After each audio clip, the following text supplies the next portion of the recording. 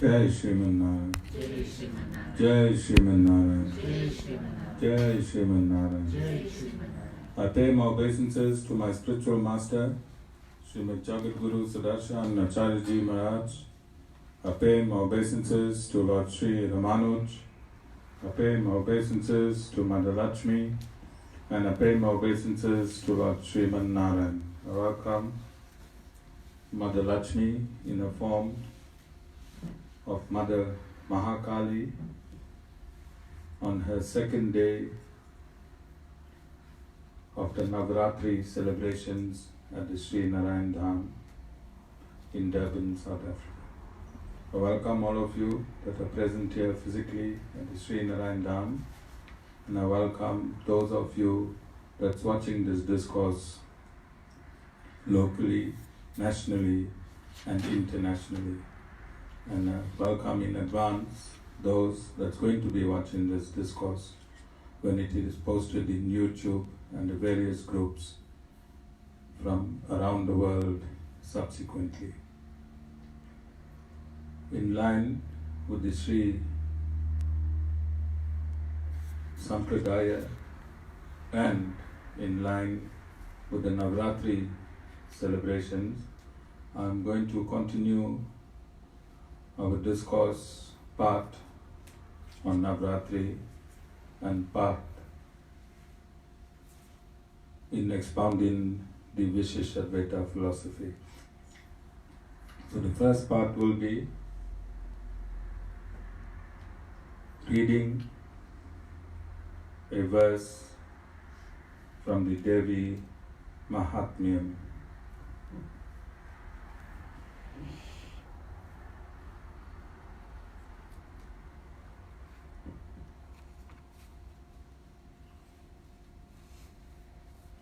This is the meditation of Mahakali, and I read, I resort to Mahakali, who has 10 faces, 10 legs, and holds in her hands the sword, disc, mace, arrows, bow, club, spear, missile, human head, and conch, who is three-eyed, adorned with ornaments on all her limbs, and luminous like a blue jewel, and whom Brahma extolled in order to destroy Madhu and Kaitaba when Lord Vishnu was in mystic sleep. And then I'll go back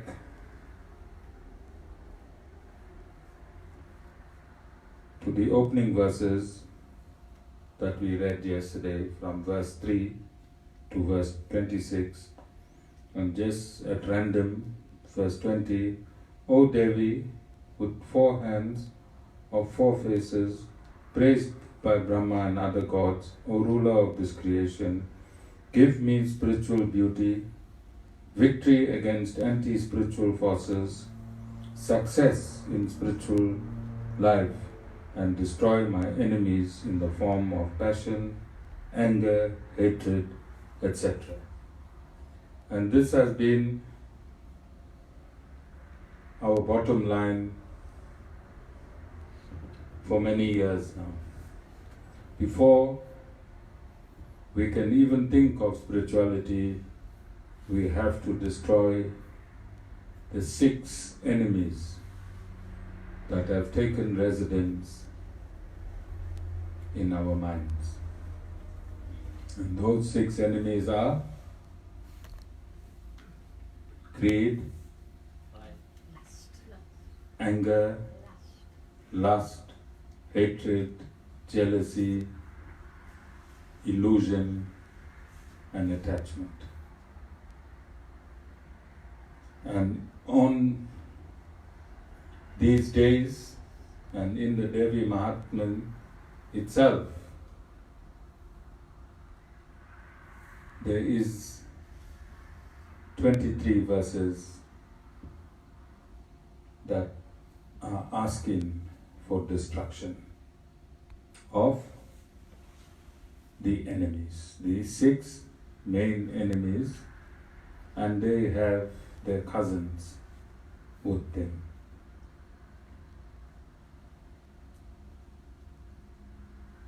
So the first 3 days, Mother Lakshmi, in a form of Mahakali, will assist you in combating these 6 enemies. Mother Lakshmi, in a form of Mahakali, will assist you in combating these 6 enemies in the form of anger, hatred, jealousy, greed, lust, attachment and illusion. And it is in these 9 days whereby you can change your life dynamically. You can change your life dynamically by allowing these enemies in the first 3 days to be uprooted, in the next 3 days for your mind to be maintained, and in the last 3 days for knowledge to be stored in your mind. And in these 9 days, you can start your onward march towards spirituality. And this would be the significance of Navaratri, specifically here at the Sri Narayan Dham. So we use these days to suppress greed, anger, hatred, jealousy, envy, attachment. And in suppressing, you need to root them out and replace them with manageable qualities. These qualities cannot be managed, and you replace them with qualities that can make you prosper, both materially and spiritually. The proportion of anger, hatred, jealousy, the proportion of the power of your enemies that are resident within you and that is causing havoc in your life, that proportion is your karma from your previous life. That vigor and that energy that these enemies are using to destroy you is that proportion which you acquired for them by your actions in your previous life. And you have an opportunity within these 9 days to allow Mother Lakshmi in the form of Mahakali to assist you in destroying that karma that you have accumulated in previous lives and since time immemorial. Then I want to go on. There is no distinction between the destruction of the enemies in your mind and instilling knowledge in the mind, because it is this very transcendental knowledge that I am giving you assist in uprooting the enemy itself. Transcendental knowledge burns to ashes all the karmas that you have accumulated over all your lifetimes. Transcendental knowledge burns to ashes all the karmas that you have accumulated over your lifetime. And this is a verdict, injunction as stated by Lord Sri Krishna in chapter 4, verse 38 of the Bhagavad Gita. So, to realign Vedanta and its absolute teachings, I have decided to use the Bhagavad Gita to corroborate Vedanta as it is, and to corroborate the teachings of Lord Sri Ramanuj in terms of Vedanta as absolute. It is unfortunate that the teachings of Lord Sri Ramanuj for some reason did not emanate from India and reach the international world sooner. And those teachings that reached the international world, those gurus did not teach the Western world that Lord Sri Ramanuj is the foundation or fountainhead of the current exposition of Vedanta for the past 1,000 years. And all Vaishnavite philosophies have used Lord Sri Ramanuj's exposition of the Vedanta, and they have modified it along the way. So, Madhva Acharya from the Gaudiya Sampradaya based his Dvaita philosophy in general from the work of Lord Sri Ramanuj, and so did Lord Chaitanya. Mahaprabhu also based his teachings in the main from the teachings of Lord Sri Ramanuj. And basically, all of the Vaishnavite teachings, both absolute and relative, all emanates from the teachings of Lord Sri Ramanuj. Uniquely,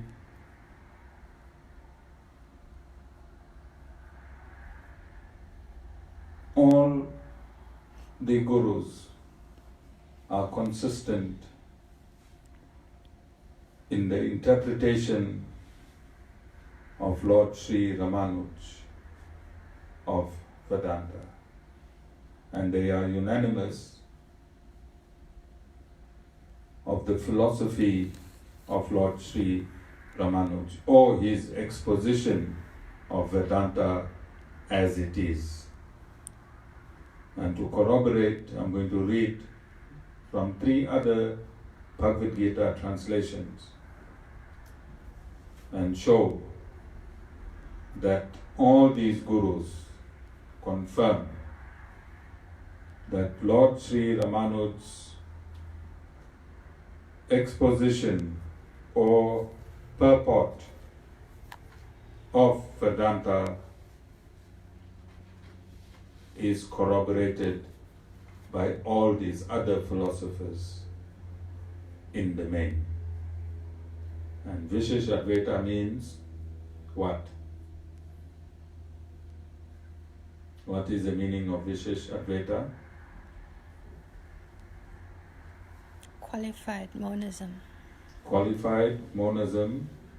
Whatever exists in God, material nature, and the individual souls make up the body of God, both in the gross form and in the subtle form. And whatever is contained within God, and God, Lord Narayan, exists within every atom of material nature and within the soul of every living entity. This is Vishishtadvaita. Vedanta has three authorities: the Upanishads, the Brahma Sutras, and the Bhagavad Gita. So the Upanishads is explained 5,000 years ago by Lord Narayan in his incarnation as Lord Sri Krishna. So Lord Narayan is explaining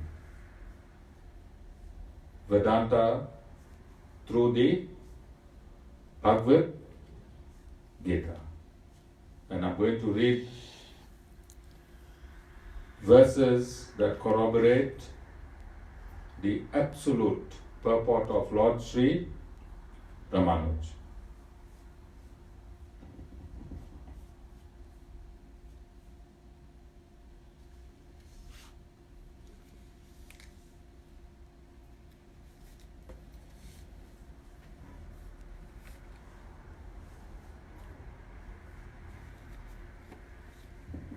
So this is the Bhagavad Gita of Swami Ram Sukdas.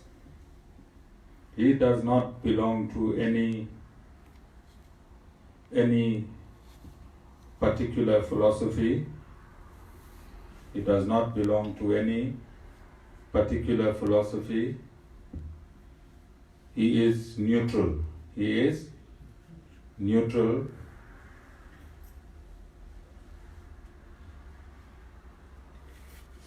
And chapter 8,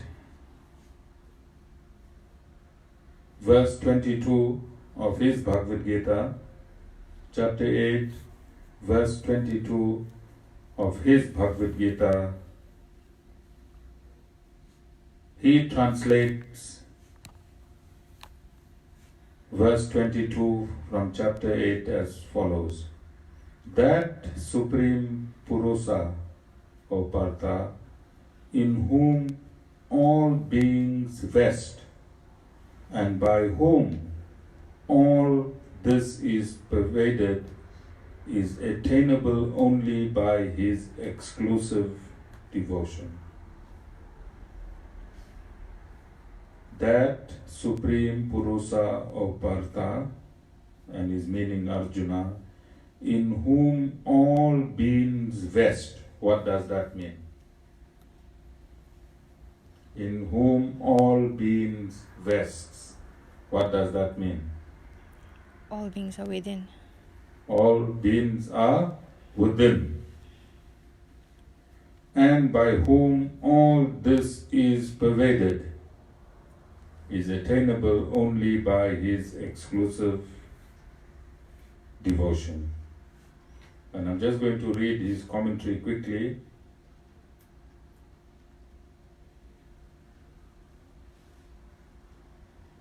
He states, Lord Krishna in the 12th verse of the 7th chapter said in the negative, whatever entities they are born of sattva, of rajas, of tamas, know them all as evolved from me alone. In reality, however, neither I exist in them nor do they exist in me. Here he says in the affirmative, all beings reside in me, and I pervade the whole world. This fact has been explained both in the affirmative and in the negative in the 4th, 6th verses of the 9th chapter. It means that beings have no existence apart from the Lord. They emanate from Him, reside in Him, and merge in Him. What is He corroborating? What is He corroborating?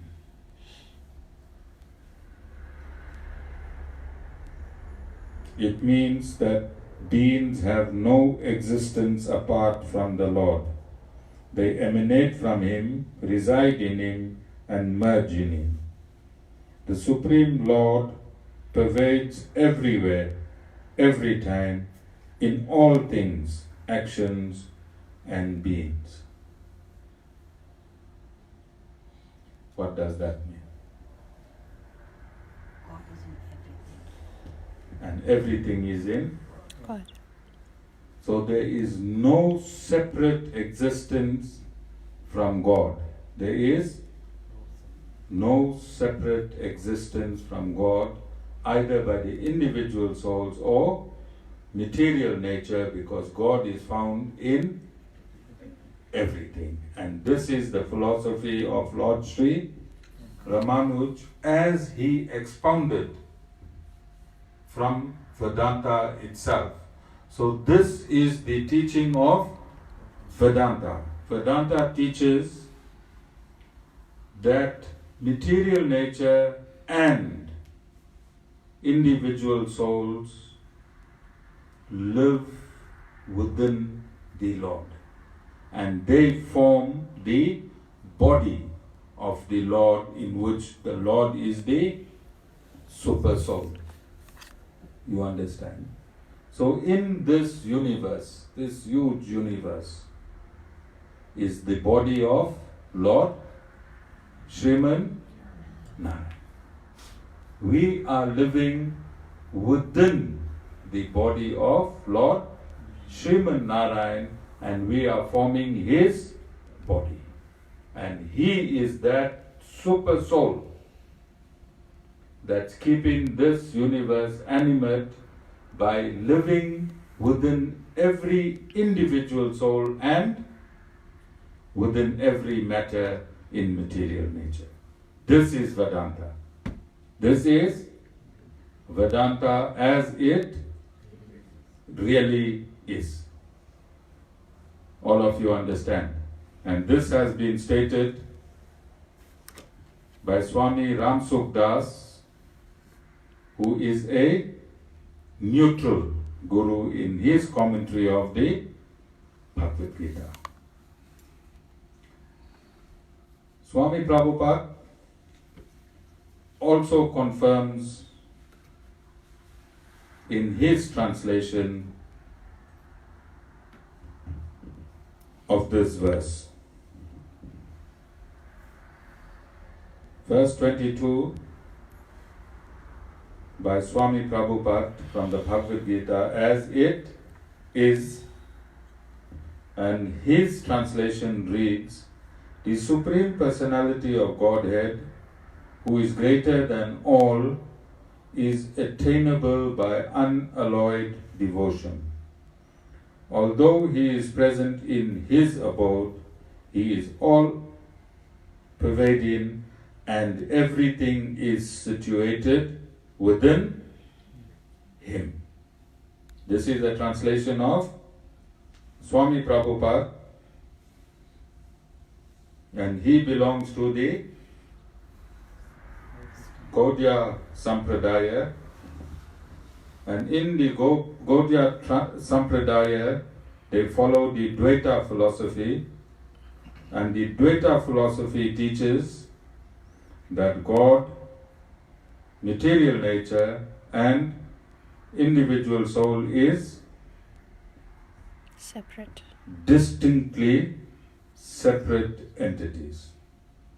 But notwithstanding that philosophy, his interpretation of the Bhagavad Gita, of text 22, chapter 8, is in line with the philosophy of Lord Sri Ramanuj, Vedanta, in which he confirms that the Supreme Personality of Godhead, I'm quoting his verse, who is greater than all, is attainable by unalloyed devotion.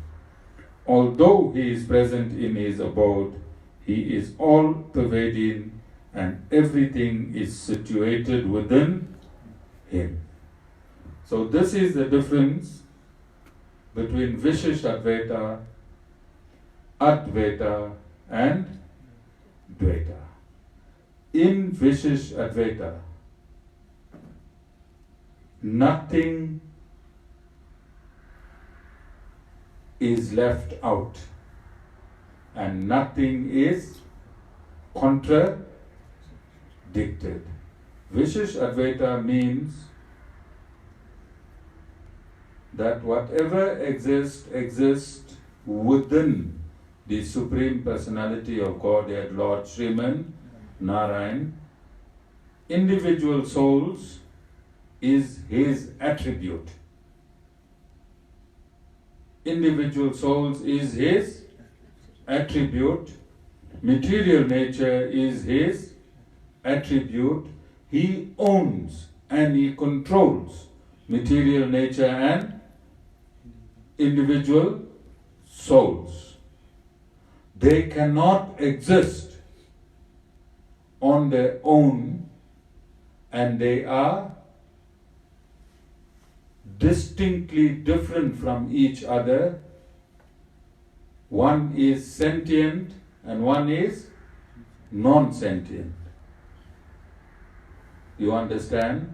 So his two attributes are different from each other, but owned by him and inhered within him. You understand? Lord Sriman Narayan is the substantive, and his attributes are the individual souls and material nature. And this is now confirmed by a neutral guru in his commentary and by Swami Prabhupada. And I'm also going to do a reading from Swami Sivananda, who also confirms this verse.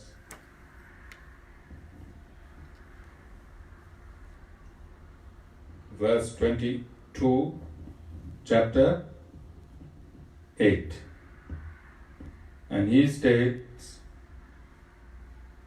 that highest Purusha, O Arjuna, is attainable by unswerving devotion alone, within whom all beings dwell, and by whom all this is pervaded.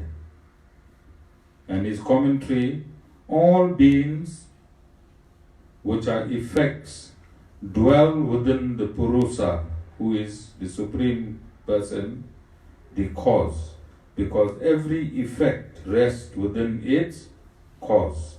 Just as the effect, the pot, rests within its cause, the clay, so all beings and the world rests within their cause, the Purusha. Therefore, the whole world is pervaded by the Purusha. And Purusha is Lord Sriman Narayan. Narayan. And Swami Sivananda is a follower of the Advaita philosophy. All of you understand? So, Swami Sivananda, who is a follower of the Advaita philosophy, in his commentary and translation of the Bhagavad Gita, concurs with Lord Sri Ramanuj's Vedanta as it is. So Vedanta means End of knowledge. End of knowledge. Lord Sri Krishna, through the Bhagavad Gita, is expounding the end of knowledge, and Lord Sri Krishna has stated himself, who is Lord Narayan, the Supreme Personality of Godhead, that I am the universe in which everything exists, material nature and individual souls are my body. Are there any questions? Any questions? So the Vishishtadvaita, as expounded by Lord Sri Ramanuj, is absolute, unsurpassed and unparalleled. And this is why we refute all other philosophies. For a philosophy to be absolute, then the basis on which it was formulated must not be different from the primary meanings of the Bhagavad Gita, the Upanishads and the Brahma Sutras. Do you all agree? And those that's watching this discourse, as I have refuted, they have the opportunity of tracing these various gurus, finding out in which philosophy they belong, what is their basis of their philosophy, and how they commented on this aspect by corroborating the work of Lord Sri Ramanuj as bona fide, authentic and absolute. Jai Shri Ramanuj.